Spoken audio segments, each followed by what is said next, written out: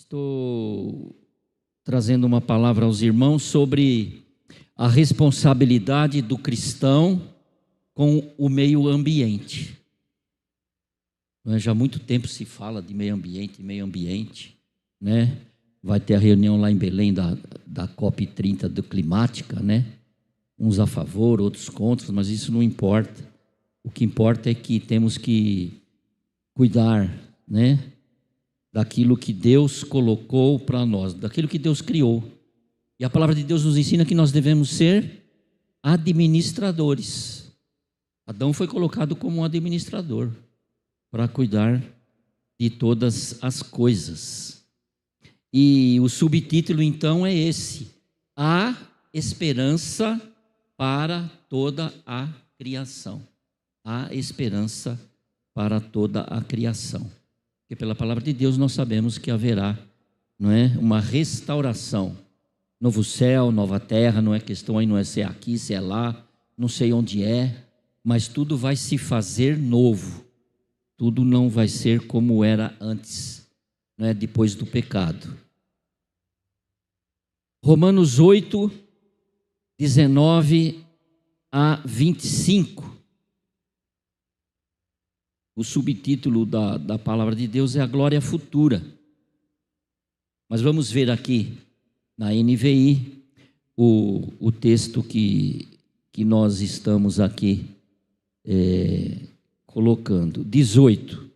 Começa no 18. Isso. Considero... É a NVI? A minha NVI está diferente aqui.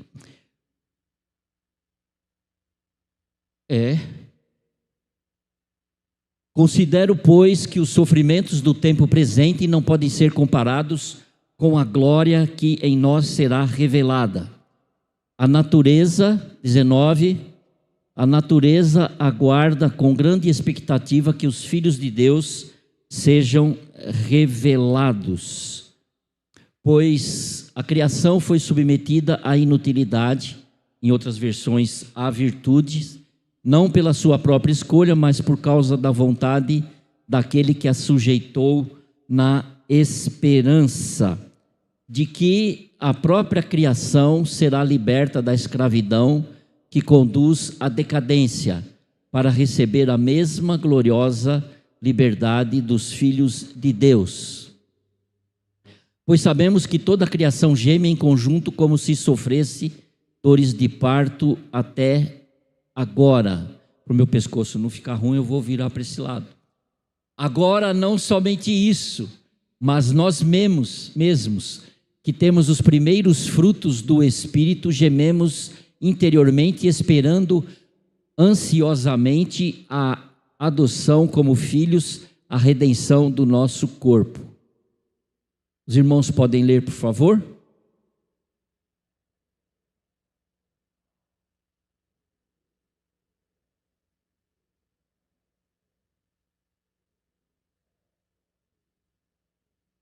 Podem continuar lendo.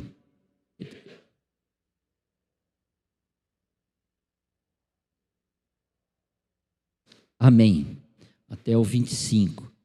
Então, existe esta esperança, a redenção, renovação, restauração. Meio ambiente é o conjunto de elementos físicos. Professor de geografia, química aqui, né? Vamos falar aqui o que nós pudemos, um resuminho aqui. É o conjunto de elementos químicos, físicos e biológicos que interagem e formam as condições que possibilitam a vida na Terra. Inclui tudo que cerca os seres vivos: ar, água, solo, as plantas, os animais.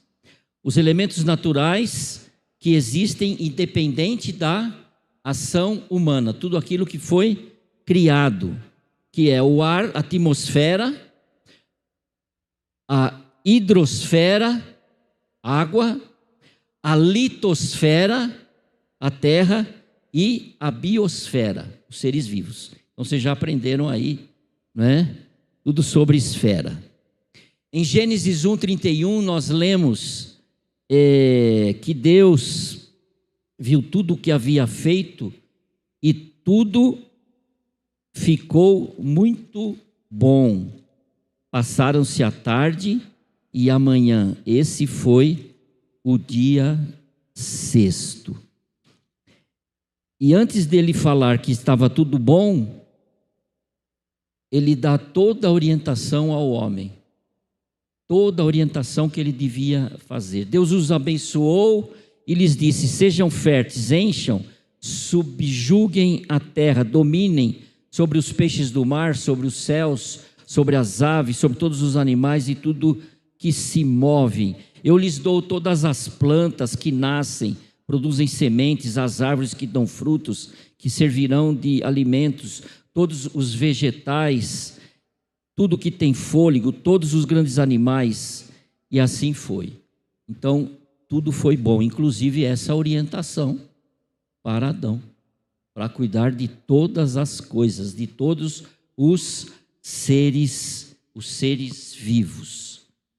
E então toda a criação, tudo que foi criado, inanimado, animado, incluindo os anjos e até mesmo os homens não os remidos, todos nós, toda a criação aguarda com ansiedade contemplar essa finalização do plano divino que atingirá, como eu já disse, a redenção do homem. Pois esse dia vai chegar. Não sabemos quando, mas esse dia vai chegar. O dia da restauração de todas as coisas. O apóstolo Paulo, nesse texto, ele descreve a criação como participante do sofrimento causado pelo pecado humano. Ela não está corrompida por vontade própria, mas por causa daqueles que receberam o mandato, a ordem de administrar, e por causa do pecado não podem mais administrar aquilo que estava tudo correto. Há espinhos, há dores, há pecado, há suor, não é? Tem gente que sua muito, tem outros que não, né? Mas com o suor do teu rosto. Se você não está suando é porque você não está fazendo muito esforço. Quando eu faço mais esforço, né, com certeza, né, eu vou ficar suado. Mas o pecado, a desobediência criou o caos. E a medida foi essa, foi uma medida de juízo do nosso Deus. Mas não destituída de misericórdia. Misericórdia. As misericórdias se renovam a cada manhã. E ele disse à serpente que viria aquele que iria destruir a serpente. Então Deus mesmo sujeitou toda a criação à vaidade. E aqui nesse texto aqui a inutilidade. Aqui vaidade e inutilidade quer dizer o quê? Todo sofrimento, futilidades, degradação, toda confusão aparente que se encontra na natureza, toda enfermidade, as catástrofes, a crueldade humana, todo o egoísmo, toda a maldade. Deus mostra então ao homem as consequências do pecado, da rebelião, ensinando através do sofrimento que é sábio dar preferência ao que é correto, ao que é certo e não ao que é errado. Os resultados do erro à primeira vista têm sido muito mais preferível. As pessoas preferem o caminho mais fácil e preferem isso, mas o homem tem sido e é o responsável por seus próprios sentimentos. E o pecado não pode escapar ao castigo. E esse castigo, em conformidade com a vontade de Deus, é a disciplina, é o juízo. Então foi essa medida. As misericórdias se renovam a cada manhã, por isso nem tudo está perdido. Por isso eu, você e toda a humanidade, todas as pessoas podem embalar a essa esperança, apesar do pecado. A esperança de que tudo será restaurado.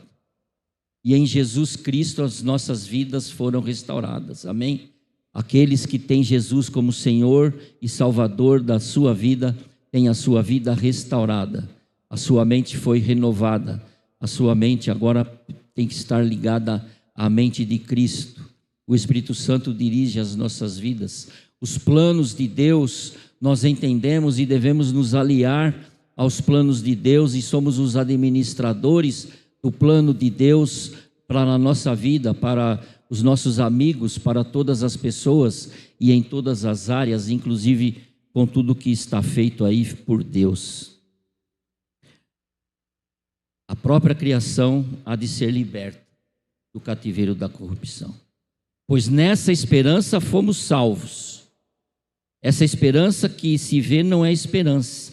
Quem espera por aquilo que está vendo, mas se esperamos o que ainda não vemos, aguardamo-la pacientemente. Essa espera é a espera de algo que é certo.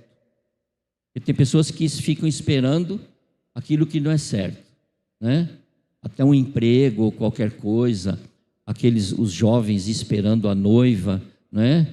Os meninos esperando as meninas esperando o noivo, e fica esperando uma espera que não se vê, mas também que não é certa. Agora, essa espera da renovação de todas as coisas, que tudo será feito, que Jesus Cristo vem buscar a sua igreja e haverá um novo céu, uma nova terra, essa esperança é certa. E é nessa esperança que nós estamos crendo, e é nessa esperança que nós estamos vivendo, e é essa esperança que você e eu estamos aguardando. A destruição do meio ambiente é basicamente egoísta. O homem quer tirar muita coisa da natureza, mas não está disposto a repor o que tirou. Ele usa gananciosamente, que seja reutilizável ou não. Abatem as florestas, deixam o deserto, empregam os recursos naturais, mas não colocam os produtos residuais de uma forma que possam ser usados novamente. Querer os usos e os ganhos da natureza para si mesmo, sem o devido respeito para com as outras pessoas, ou para outra geração, ou a geração futura, para aqueles que virão depois de nós, é uma atitude egoísta. Essa pregação não é para nós agora virarmos, não é, fazer uma saída da igreja e ir para o Greenpeace, para invadir produtos químicos, para invadir laboratórios que fazem produtos de beleza e que usavam os cachorros, né, para fazer as experiências, usavam os animais. Não é isso. Nós estamos falando aqui de esperança, não é? De esperança. Mas é claro que nós temos que ter essa conscientização e essa consciência de cuidar do planeta, de cuidar do meio ambiente para que outras pessoas não sejam prejudicadas e nós mesmos também não prejudicadas. A Bíblia diz que o amor ao dinheiro é a raiz de todos os males. E talvez aí se encontre essa situação do nosso planeta. Conforme a expressão de um cristão, a destruição ao meio ambiente é uma consequência inevitável de uma sociedade afluente que dá mais valor ao progresso material, ao dinheiro, do que às demais coisas. A destruição do meio ambiente, em continuação ao que eu havia dito aqui, que é egoísta, afeta também todas as pessoas. O lixo afeta o saneamento. O saneamento afeta a saúde das pessoas. Os esgotos não tratados afetam rios e lagoas. E a água contaminada afeta a saúde e a alegria das pessoas. E de acordo com o IBGE, de 2022, 90 milhões de pessoas no Brasil não têm acesso à coleta de esgoto. Ok? Produtos químicos contaminam o lençol freático.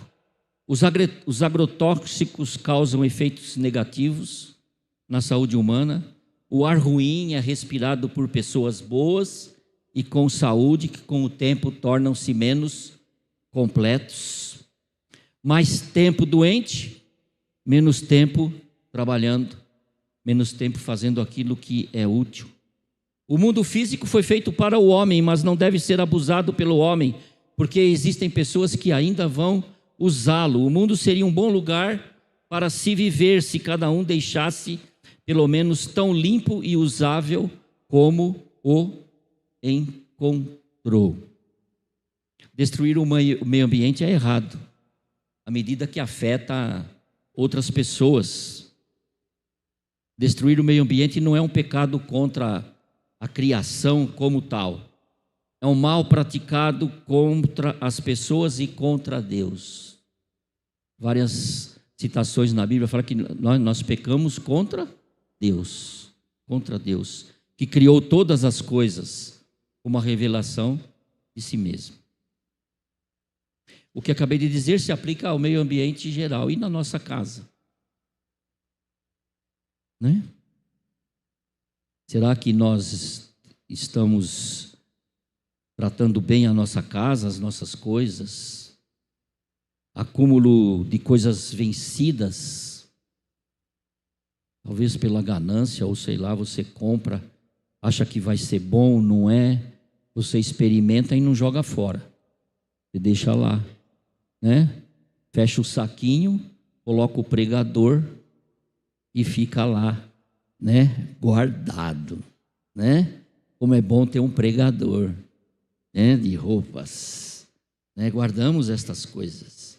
Excesso de compras, detritos, materiais não usáveis que ficam, né? Tem casas que tem o quartinho, não é o quartinho de guardar as coisas. Como é que é nome? Como é que chama o quartinho? Quartinho da bagunça, né? Tem coisas ali que você não vai usar. Você pensa que vai usar, mas não usar. Você vai ver, está enferrujado. A tinta já ficou dura, você vai querer aquela tinta, né? Olha, eu tenho uma cola boa aqui. Aí você vai olhar lá. Fala nisso, eu tenho uma 793 lá, 2 tubinhos secos. Eu não joguei fora, está lá, né? Está lá, né? E onde que eu vou jogar a cola? Né? Não sei onde eu vou. Você coloca no lixo, né? Joga coisa no lixo que não é reciclável. Mas estão espalhados por aí, estão espalhando alguns, não é, containers aí para você colocar o lixo que é reciclável. Tem porão, tem laje, né? Quem não tem o quartinho tem porão. Se não tem o porão, tem a laje, né? A laje é uma beleza, né? Será que existe um lugar neste planeta que não esteja nada contaminado? Se tiver, eu vou para lá, né? Se materiais que destroem o meio ambiente estiverem sendo depositados ou reutilizados de tal maneira que não prejudiquem ninguém e não causem prejuízo à natureza, tudo ótimo, é uma solução. Em Deuteronômio 23:13, Deuteronômio Levítico, tem algumas leis sobre a saúde. Aquele povo teve que ficar 40 anos no deserto, sem se contaminar. Então lá tem várias coisas. Mas tem uma interessante. Lá em Deuteronômio 23:13 está escrito assim: como parte do seu equipamento, tenham algo com que cavar. Está na Bíblia, hein? Não fique chateado. E quando evacuarem, façam um buraco e cubram as fezes. Né? Princípio de Deus. A contaminação de todos os tipos deve ser evitada. E esse princípio está no Velho Testamento, nas leis do Senhor, nas ordens. Somente certos tipos de animais deviam ser comidos, o sangue dos animais deviam ser evitado a todo custo para evitar a contaminação. As relações sexuais eram proibidas durante o tempo da impureza da mulher. A separação e a lavagem do corpo eram exigidas para os que estavam contaminados. No caso de enfermidade contagiosa, eram impostas quarentenas. As casas contaminadas eram demolidas. Os princípios de controle ambiental fazem parte dos princípios de Deus. Está na palavra de Deus.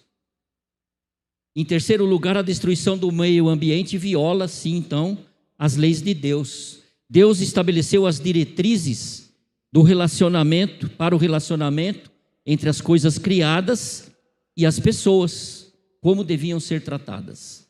Então tem lá, tem até o tratamento da terra, que devia até dar descanso para a terra, né?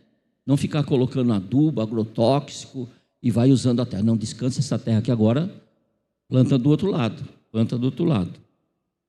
A fim de maximizar a sua existência, as pessoas devem saber como se comportar no seu relacionamento com as outras pessoas e com as coisas ao redor. Eu tenho que estar pensando em amar a Deus e amar ao meu próximo.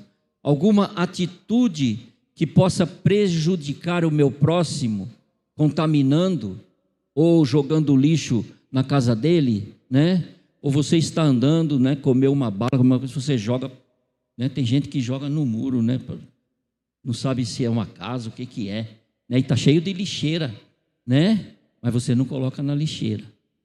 Esses contêineres que estão aí para receber o reciclável, pouca gente coloca lá, né?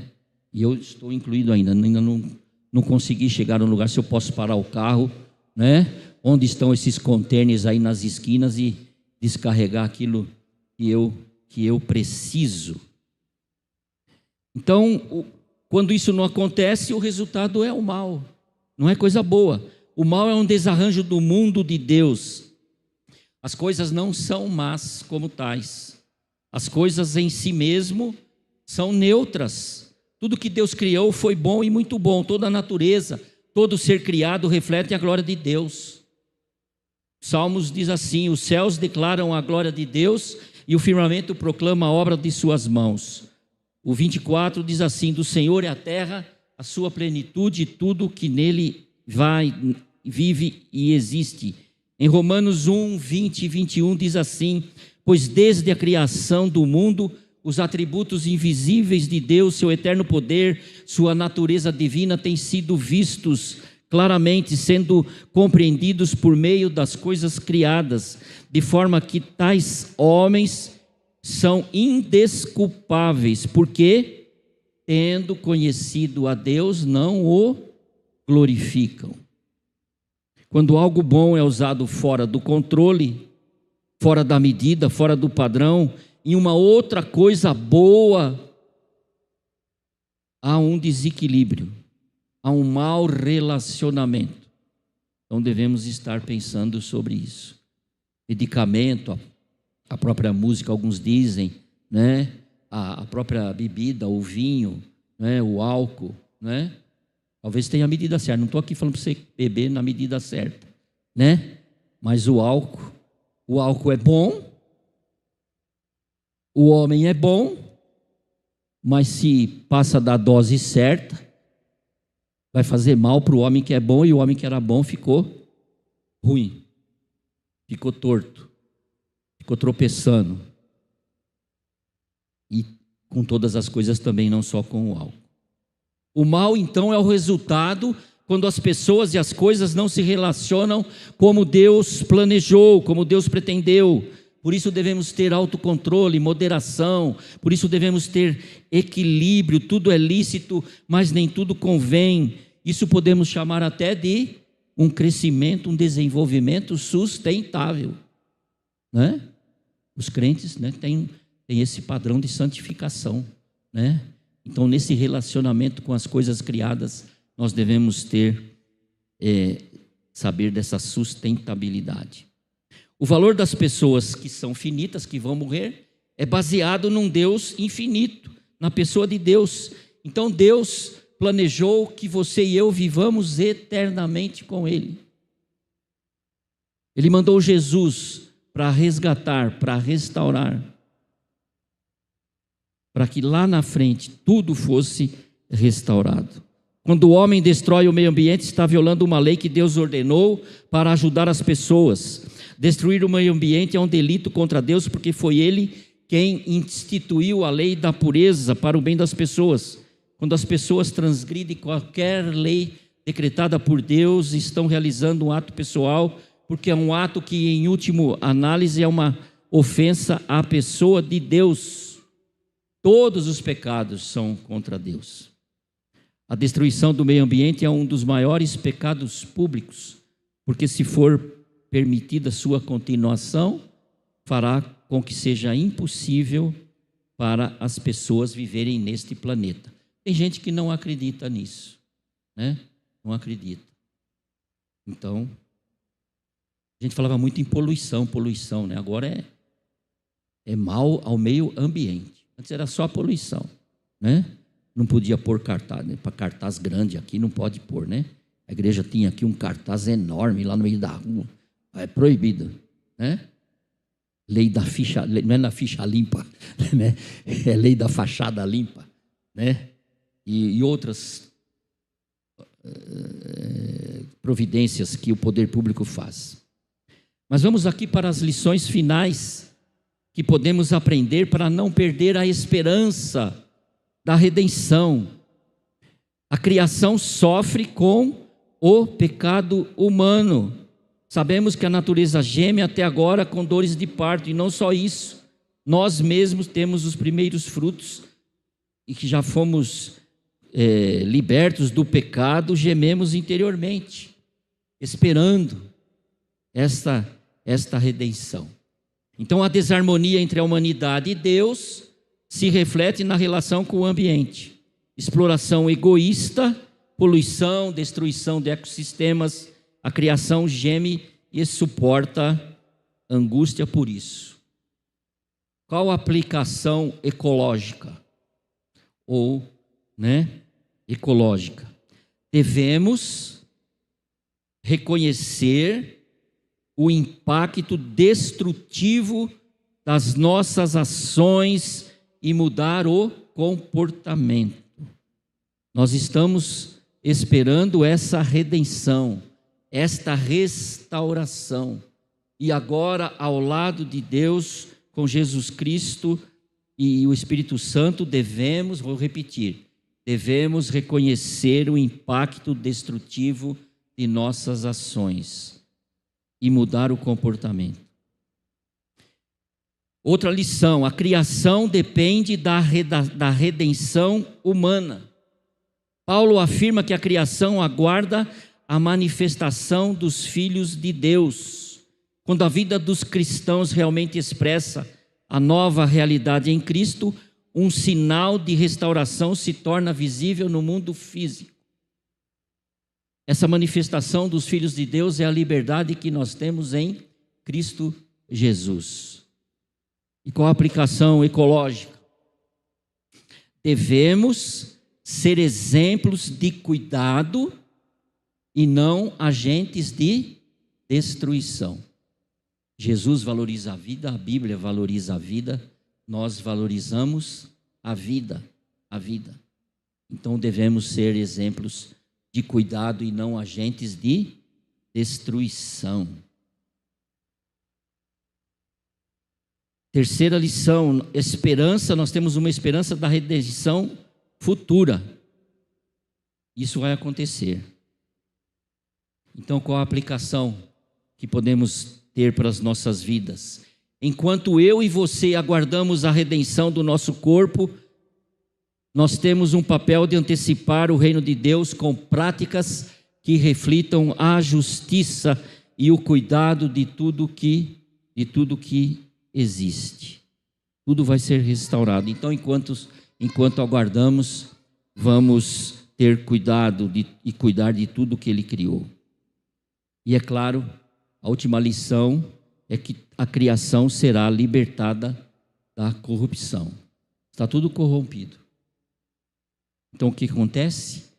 Na continuidade dos pensamentos que temos nesta manhã, devemos participar da missão de Deus, preservando e restaurando o que Ele criou.